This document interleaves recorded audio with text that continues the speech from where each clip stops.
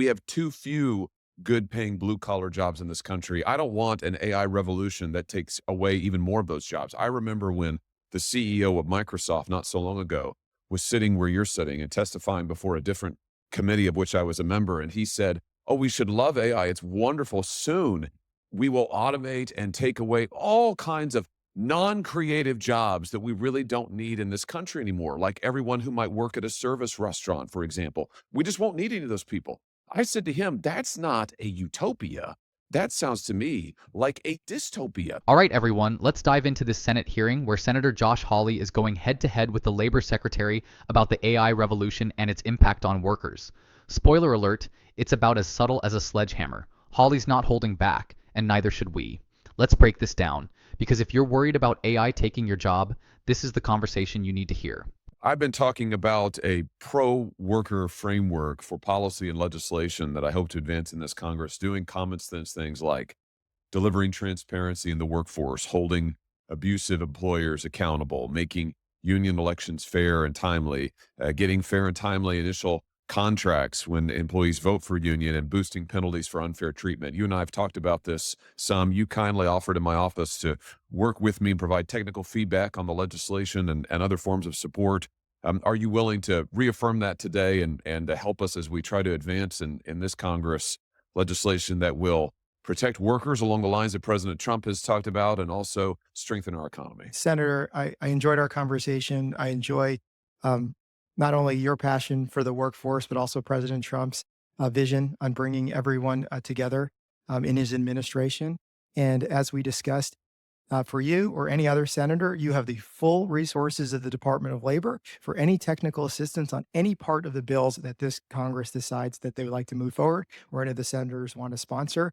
We will be there to assist you, providing technical guidance through both our political and career staff to make sure that you all can pass legislation. Good, very good. Thank you for that. Let me ask you a little bit about artificial intelligence, which is something else that you and I discussed. Hold up.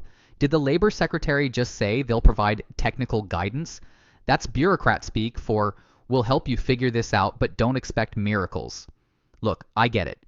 AI is complicated and no one has all the answers. But let's be real. If we're relying on the same old government machinery to protect workers from AI, we're already behind. The Labor Secretary's tone here is giving me major, "we'll do our best" vibes, and that's not exactly comforting when people's livelihoods are on the line. Hawley's pushing for action, but is anyone actually ready to deliver? Let's keep watching. And I enjoyed our conversation. You talked about your tenure at the EEOC and your role that you played helping to determine the appropriate uses for AI in hiring. What role do you think AI should play when it comes to federal hiring? I think that we have to look at this, whether it's the federal government or the private sector, the same way. The tools that are being developed out of Silicon Valley are being used in the hiring process, not just here in the US, but across the world. And I think the US needs to obviously lead in that innovation, and we need to keep that innovation here. But how do we do that?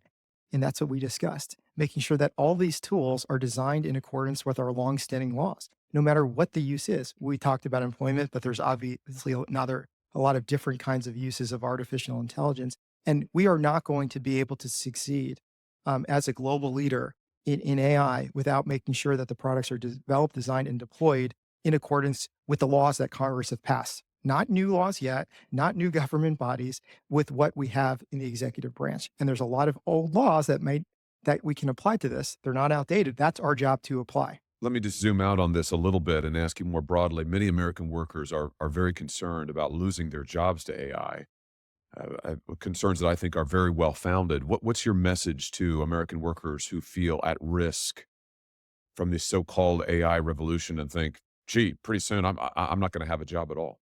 Well, this is a very, very important conversation, and another conversation on how we win, making sure that all workplace workers who are going to be either using these tools, subject to these tools, are not fearful that they're going to be replaced by them. And that's really working with the entire AI community, whether it's the venture capitalists, the vendors, to ensure that these products are developed, designed, and deployed with that in mind, that this is going to essentially make your job easier, better, and you could be more enjoyable and thrive more in the workplace and not having that fear of displacement. And if these tools are used to displace workers, that's a whole different conversation that we need to have before that occurs. to make sure that all protections in the workforce are built into these systems. Because if they're not, then that's a part we could use law enforcement if jobs are improperly being displaced by artificial intelligence, the same way we would do if it was by humans. Yeah, I'm glad to hear that answer. And I just want to register a concern here that I've registered in other contexts, which is we hear a lot about the AI revolution and how wonderful it's going to be for workers. And I hope that that's true. And I think it should be the business of this Congress to make sure it is true, because what I am not willing to see are large amounts of jobs, or really any number of good paying jobs, ruined, destroyed, taken by AI. We have too few good paying blue collar jobs in this country. I don't want an AI revolution that takes away even more of those jobs. I remember when the CEO of Microsoft not so long ago was sitting where you're sitting and testifying before a different committee of which I was a member. And he said, "Oh, we should love AI. It's wonderful. Soon we will automate and take away all kinds of non-creative jobs that we really don't need in this country anymore, like everyone who might work at a service restaurant, for example. We just won't need any of those people." I said to him, "That's not a utopia.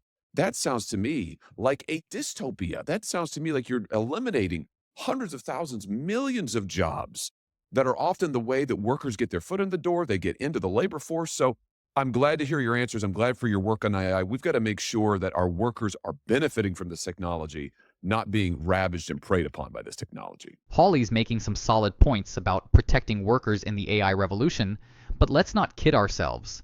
This is just the beginning of a much bigger fight. AI isn't going anywhere, and neither are the concerns of workers who feel like they're about to be replaced by a robot.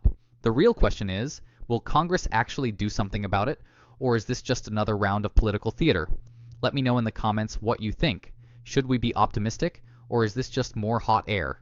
And don't forget to like, subscribe, and hit that notification bell, because this conversation isn't over. See you in the next one.